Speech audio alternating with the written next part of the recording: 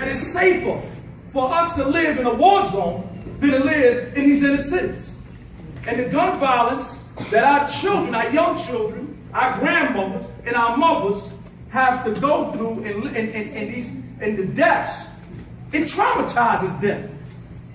And then they don't go through no sensitive or psychological, nobody talks to them. Their brother get killed. Gang violence. And they come to school with that, and they look up to their brother. This is what we're dealing with. Another statistic says if our children is not reading at a 4th grade reading level, the educational department report that to the Justice Department. The Justice Department built beds. Why? Because if you're not reading at a 4th grade reading level, they know you're going to drop out of school and you're going to prison.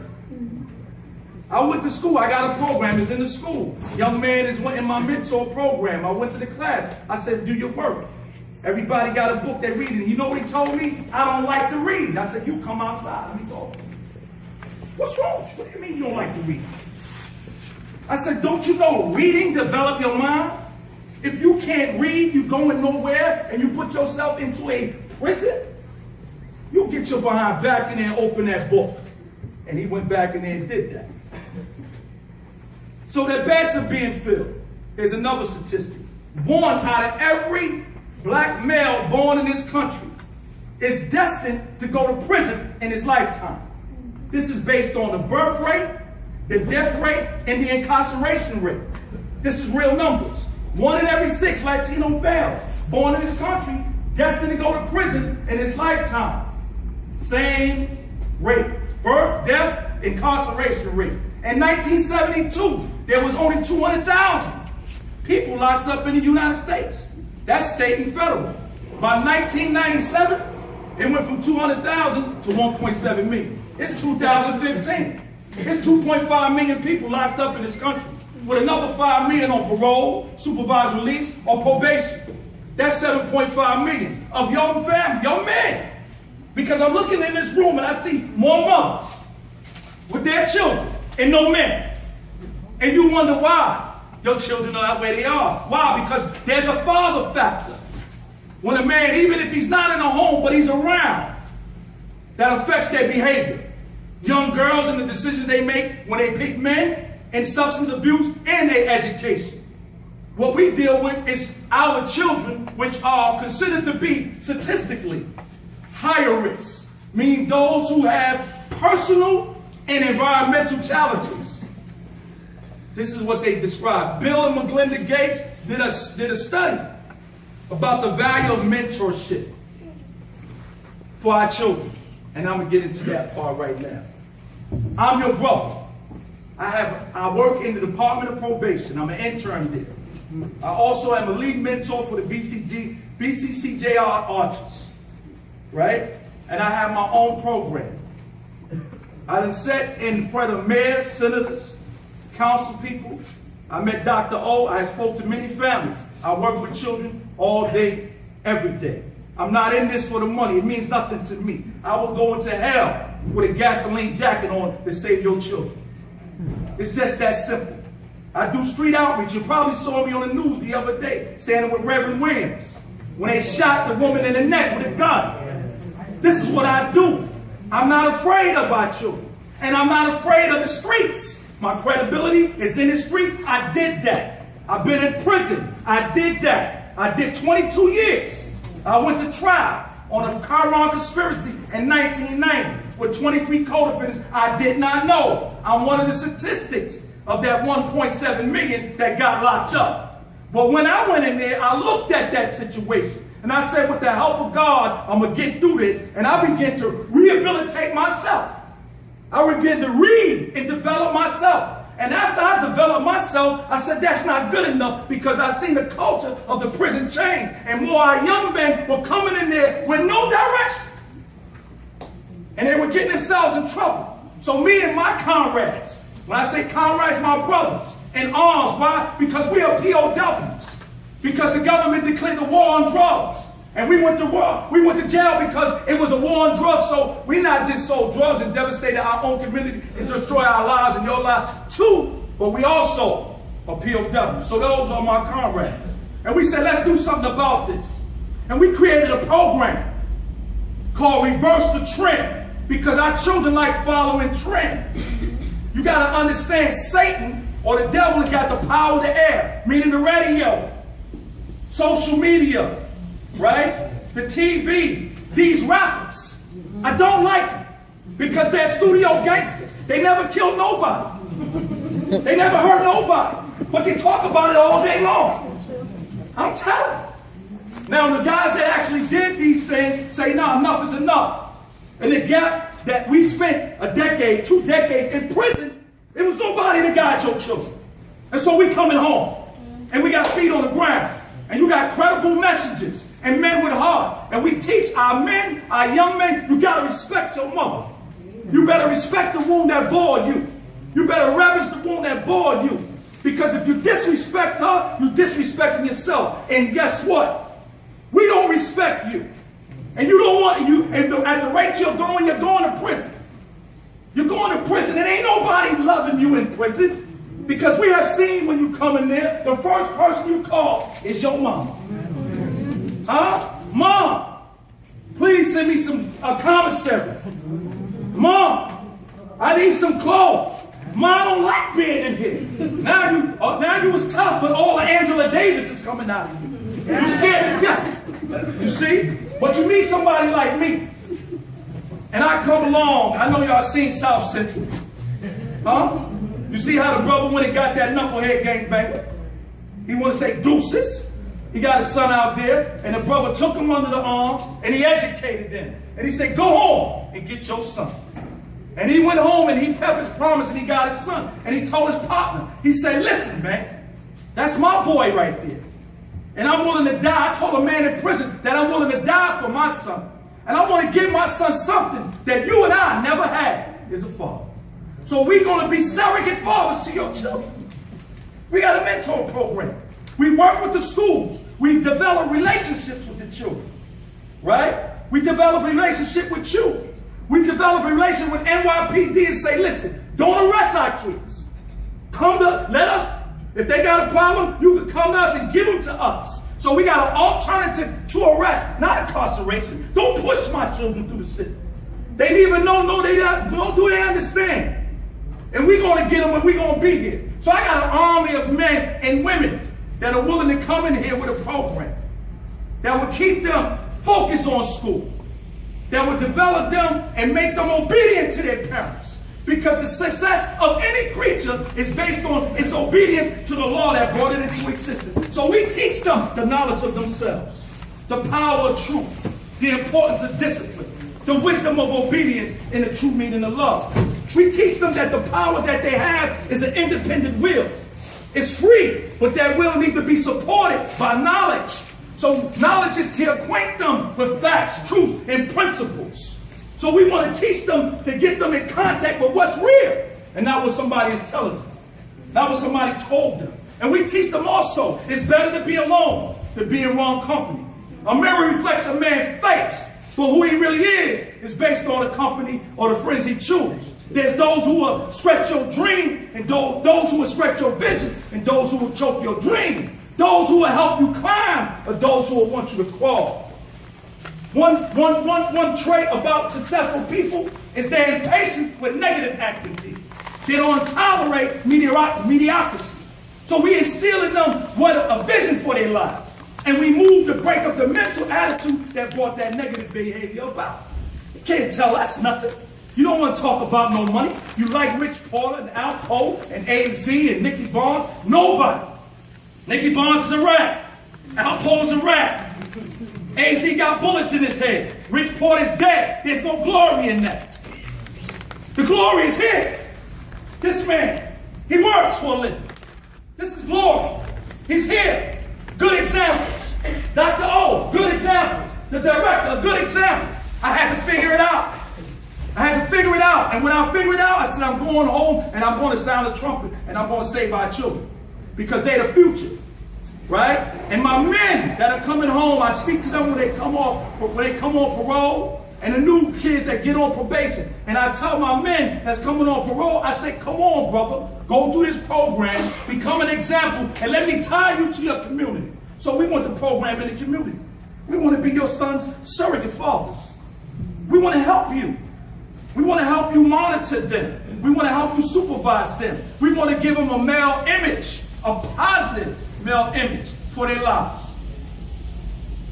I can go on and on, but we are doing this now. My program is in Bronx Academy. We have 6th, 7th, and 8th graders, and I do group sessions with them, and I do one-on-ones. I go to their homes, talk to the parents. I got what we call lead by example and reverse the trend, public safety security task force that go outside when they let them out, and we help school safety. Keep perpetrators from coming and harassing our kids. You won't bully mine. Not on my watch. Those kids who are scared to go home because of bullying, we escort them home. And guess who's escorting? Incredible message. Because you ain't going to do nothing to me. Where you going? Where you going? You going to prison? I got 1,000 friends in there. Make a phone call. He's coming in. Get him. He want to devastate the community. Where you going? See, it gets real. Because I'm telling you, I'm real. My man is real. And we're not playing. We're going to take back our community. These kids are going to be peaceful. It won't be no violence. It won't be no trouble. Everybody needs. And then all our resources and our contact and the probation, we advocate for them if they get a case. We go to court. We say, listen, I understand. We understand that happened. Okay, fine. Give them to us, put them in our program, and we will help him. We will help him. We go to court. I'm going to court tomorrow morning for a kid that's in 6th grade, criminal mischief.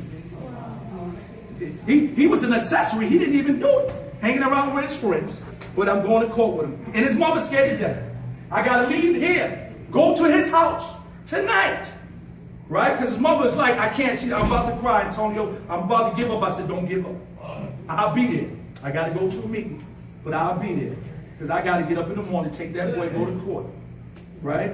And I'm trying to figure out, I'm praying in my heart, give me the answers to how to deal with this, because we can't lose this child. My thing is, there's nothing more important than the human life. There's no money you can place on that. You can't pay me enough to do this. You see, we're talking about developing human beings. And if we develop the human beings, we develop the community. That's why self-improvement is the basis for community development. If we can develop the human being, we can slow down violence, stop it. Why? Because the golden rule is do unto others what you would have them do unto themselves. Isn't that right? Isn't that the golden law? Ain't nothing. If you don't want to be to steal, don't steal from me. Or don't steal from somebody else. You want nobody kill you? Don't kill somebody. Because that's the law. It's cause and effects. So we teach them the reality of this law. That the decisions you make, right, bad or good, it's going to come back to you. You have an independent will. You have self-awareness. You have a creative imagination. And you know right from wrong. Isn't that right? So you're an individual, right? And you have an insatiable desire to know. I'm going to let you discover. But I'm going to be there to guide you, right? So we want to support that will with knowledge. We not only want to support that will with knowledge, but we want to teach them what to put their faith in. Don't put your faith in the gun. Because see, when you hurt somebody for making a stupid decision based on your emotions, and when you get in trouble, you're going to want to get out, and you can't. You're going to want to go home, and you can't. How do I know? I was dead. I slept in a bathroom with another man for 17 years in 8 months. I'm telling you, being told when to get up, when to go to bed, when to eat. You don't want to go to school, you're going to school. You don't want to work, you better work. It's called close supervision, and it's called a controlled environment. And if you don't want to do that, they'll lock you in another part of the jail, go by yourself, and you just go crazy because you're a human being and you want relationship. You see? And then you start thinking about all the things that you should have did that you didn't do. It's called hell. Hell is to be isolated, cut off, and restricted and bound. And when you go to prison, that's exactly what you in, a living hell. Isn't that right? Isn't that right? And let me just say this, family. For all intents and purposes, this is what our developments have become in some cases. Because our kids cannot leave one development and go to another. I can't go over there. Why? Oh, I got beef. It's lit. What you mean? What happened? I can go over there. Why you can't? I got beef. What are you beefing for? That's your brother. So we come up with a program and we got solutions to that. We're going to bridge the gap between developments. We're going to have sport activities. You like to shoot? Well, we're going to the paint range. We're going to get a bus and you're going up there and then y'all can beef like that. Then we're going to eat together. Then you break down barriers. Then we're going to talk about it. See, education. Education is not scholastic skills. It's not just reading, writing, and arithmetic. Education means to draw out the best in a human being, to cultivate what's already in the human being. The answers is already there. The solution is already in there. We got to just help them to discover it. And we got to be patient. We got to be consistent. Now we asked them this question. What is it that what is the problem? You know what they said? The older people don't care about us. That's what they said. And we don't know how to care. I said, what do you want from us? They said, we want somebody we can trust. And that's trustworthy. And that can teach you what we do not know. How do I know? When I was in prison, we rehabilitated over 500 of your children. Brought down the assault level. Raised the respect level for the women in that institution. Caught the eyes of the warden, the captain, lieutenants, and case management. And even those kids wrote something about the program. Then we brought it out here. I work with your kids every day. And this is what they're saying right now. And so I just need more, of my men. And I get them right from the parole officers. And when I talk to them, and they said, yo, yesterday I had one guy, he started the Bloods. He wanted to found the 5. I took him with me to a street rally with the news conference, which you saw me on, and he said, yo, I'm feeling this. This is real. This is good. And now he's going to Carnegie Hall tonight because one of our credible messages is being honored there. So what I'm saying to you is that we're going to bring this service to all the developments. We are already talking about going into Eastchester Gardens. We get a night vendor. We're going up in there for Independence, and we're talking about, guess what? What y'all was just talking about, Bronx River. Not scared of them. We go up in there too. See, they don't have a gang bigger than ours, right? You are our gang. You know the fact? They're not bigger than us, right? And when they see us stand together as a solid wall and becoming agents of change to do righteousness, and righteousness means doing the right thing even when no one is looking. When they see that, then they're going to get right. Why? Because the majority rule. So we got to come together. We got to work together. And our children will follow us. That's why we say lead by example and reverse the trend. Y'all all right? I know I can talk well.